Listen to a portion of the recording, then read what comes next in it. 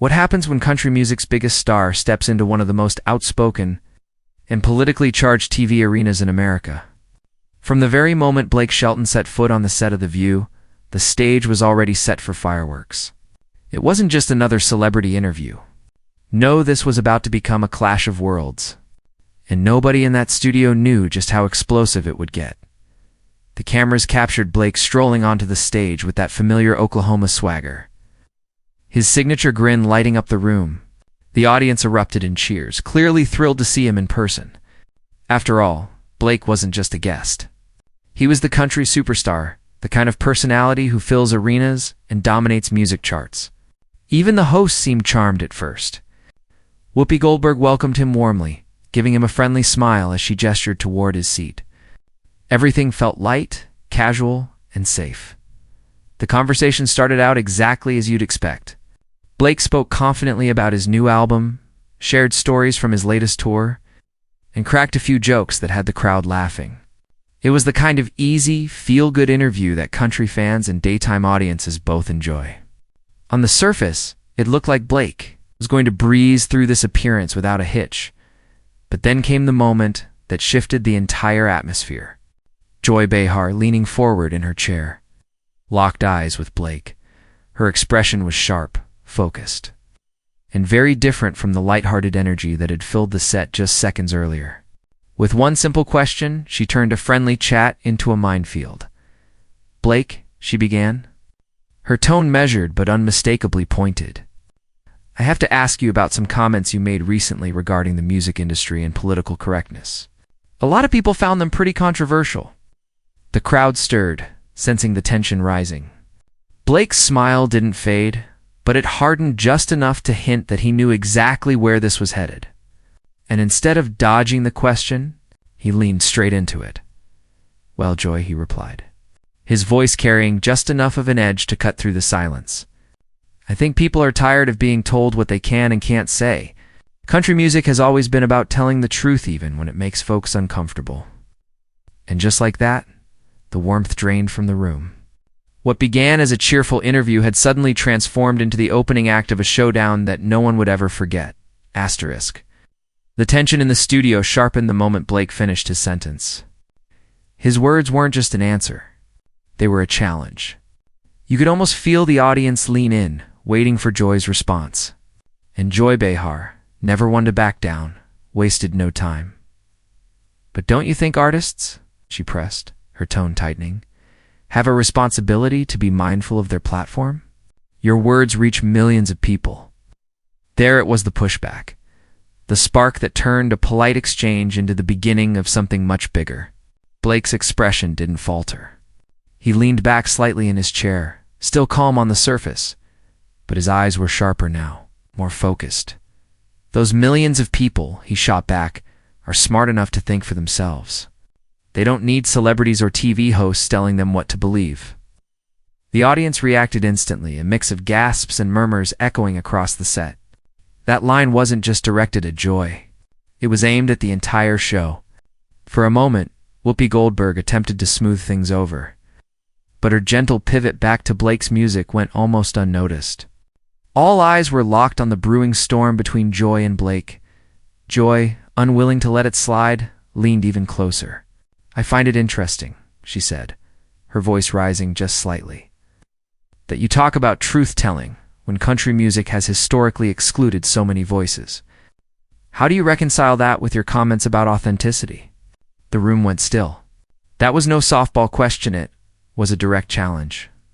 And Blake's reaction said it all. His jaw tightened, his posture stiffened, and his famous grin vanished entirely.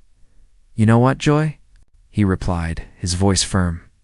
"I think you're confusing country music with something else. Country music has always welcomed anyone who can tell a good story and mean it when they sing it. We don't care about your background. We care about your heart." But Joy wasn't satisfied. She fired back quickly, citing statistics and criticisms that the industry has faced for years. Blake shook his head, dismissing the numbers with visible frustration. "You want to talk about statistics?" he said, his voice rising with conviction. "Let me tell you what I see when I'm out there on tour. I see people from every walk of life singing along to the same songs, crying at the same stories, laughing at the same jokes. That's what matters, not some numbers on a piece of paper. It was no longer an interview. It was a battle of perspectives, and the studio audience was hanging on every word. Asterisk by now. The atmosphere in the studio was heavy. What had started as a light-hearted interview had spiraled into a standoff. Joy Behar wasn't backing down, and Blake Shelton wasn't giving an inch. Every word exchanged between them only added more fuel to the fire. Joy leaned forward again, her voice firmer, sharper. Blake, you keep talking about heart and authenticity. But let's be honest, country music hasn't always lived up to that. Entire groups of people have been sidelined. Don't you think it's hypocritical to dismiss those concerns? Blake's smile was gone. His posture shifted, shoulders squared, jaw tight. He looked directly at her, his voice carrying a sharper edge than before. Hypocritical? No. What's hypocritical is sitting here on national television acting like you understand country music better than the people who live it every single day. You don't get it, Joy. You never have. The audience gasped. That line landed like a thunderclap. Even the other host, Swoopy, Sarah Sunny, tried to interject, but it was too late. The focus had zeroed in on Blake and Joy. Locked in a verbal duel. Joy raised her eyebrows, clearly stung but not intimidated. So you're saying people like me, city folks, critics, journalists, aren't allowed to question the culture you represent? That's convenient, isn't it? Blake leaned forward now, his voice louder, his words sharp and deliberate. I'm saying you're out of touch. You sit up here in your ivory tower, judging people you've never met, communities you've never set foot in. Country music isn't some closed club. It's a reflection of real life, and if you don't see that, maybe you're not looking hard enough. The studio grew tense. The audience, once cheerful, was split between nervous silence and bursts of applause. The divide wasn't just on stage, it was spreading through the crowd itself. Joy crossed her arms, visibly frustrated. Oh, so now it's about attacking me personally? Typical deflection, Blake. What? But Blake wasn't rattled. He shook his head, raising his hand slightly as if to cut through the noise. No, Joy. This isn't deflection. This is me telling you the truth. You can't lecture small town, America from behind this desk and expect people to take you seriously. You don't speak for them. And you sure as hell don't speak for country music. The tension was electric now. What started as a question about responsibility had turned into something much bigger, a cultural clash.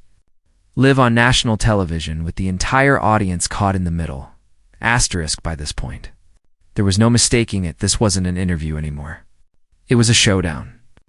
The other hosts sat frozen, their attempts to step in drowned out by the sheer force of the exchange between Blake Shelton and Joy Behar.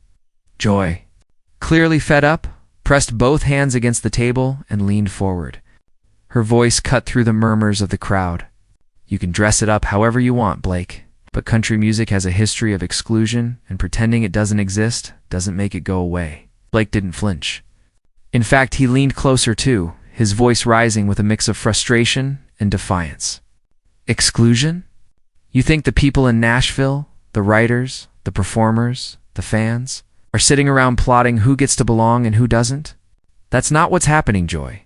You're turning music into politics, and that's where you lose the truth. The room erupted. Some audience members clapped. Others booed, the tension spilling over. Joy's eyes narrowed. She wasn't letting go. You're dismissing real issues, Blake. You're ignoring facts because they don't fit your narrative. That's dangerous. And that's when Blake pointed directly at her, his tone sharper than ever. What's dangerous is people like you, Joy people, who sit on TV and act like they know what's best for communities you've never stepped foot in. You lecture, you judge, and then you pat yourself on the back for being enlightened. That's not helping anybody. Studio went silent for a beat. That pointed finger, that direct accusation, it was the kind of raw, unfiltered confrontation you rarely see on daytime television. Joy slammed her palm down on the table, the sound echoing across the set. Don't you dare tell me I don't know what I'm talking about. I've been in this business a long time, and I've seen artists misuse their platforms plenty of times. Blake's voice thundered back. And I've spent my life on stage in front of people who don't care what color you are, where you're from, or what party you vote for. They care about whether you're real. That's something this show forgets every single day. Gasps rippled through the audience. Even Whoopi raised her eyebrows, stunned by the ferocity of his words. The tension was now boiling over, two worlds colliding in real time, and neither side willing to surrender. The clash had reached its breaking point, and the question now wasn't whether things would calm down, but just how far this confrontation would go. The air inside the studio felt electric, like a storm about to break. Blake Shelton and Joy Behar were no longer just trading words, they were in a full-blown clash. Every sentence louder, sharper, more personal than the last. The camera zoomed in, capturing every twitch of anger, every shift in body language. This was no longer the safe world of daytime talk, it was live television chaos. Joy's voice rose first, her frustration boiling over. Blake, this isn't about you or your fan base. It's about responsibility. You can't just shrug off the impact of your words. That's reckless, and frankly, it's selfish. Blake shot up from his chair, towering over the table. His voice boomed across the set, filled with raw emotion. Selfish? Let me tell you what's selfish, Joy. Sitting up here, acting like you know the heart of country music, acting like you've lived in the towns I grew up in. You don't know the first thing about it. You're lecturing people you'll never understand. The crowd gasped, some cheering, others shouting in disbelief. The tension had burst open. Joy wasn't about to be intimidated. She pushed back her chair, standing as well, her finger pointing directly at him. Don't turn this around on me, Blake. You represent millions, and instead of bringing people together, you're dividing them. That's on you. Blake leaned forward, his voice dropping into a low, almost whisper-like growl, more powerful than his shouting.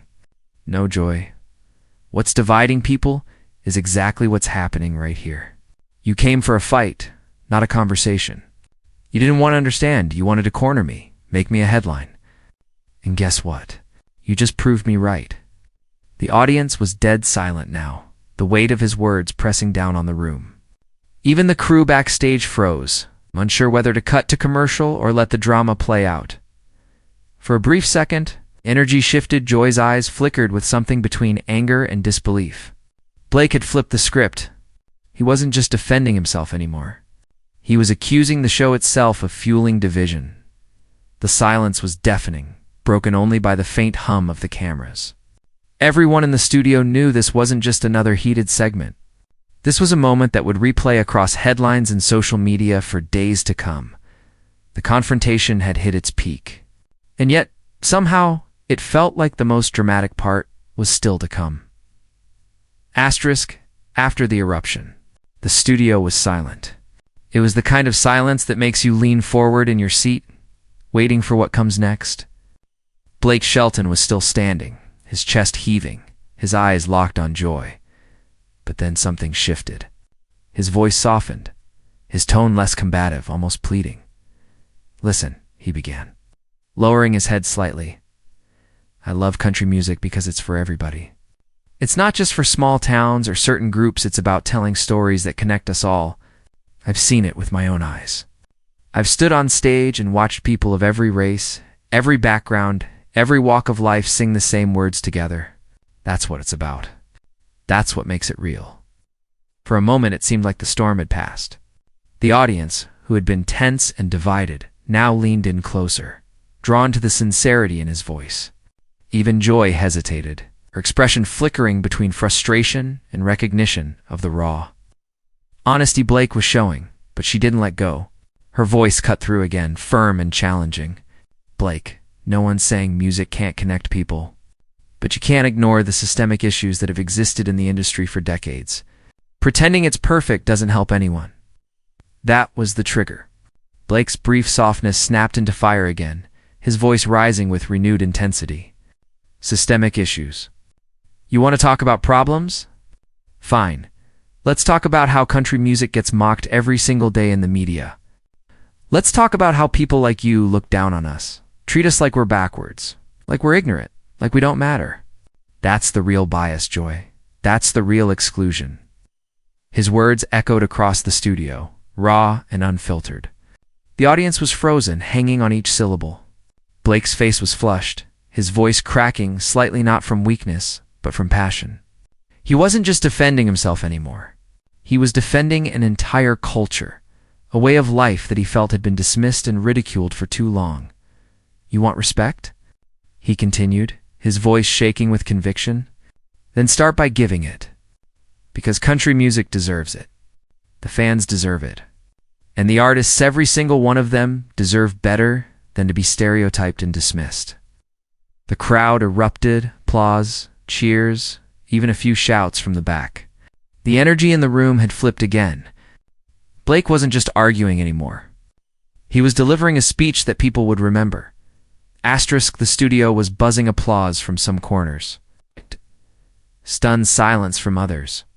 Blake Shelton had just delivered a speech that felt less like a defense and more like a declaration of war against. The way he and his music had been portrayed, his voice still echoed in the room, but the tension hadn't broken. If anything, it was about to reach its final, irreversible point. Joy Behar, still standing across from him, tried to regain control. Her voice was sharp, clipped, almost trembling with frustration. "Blake, this is The View. We ask tough questions here. That's what we do. If you can't handle the heat, maybe you shouldn't be here."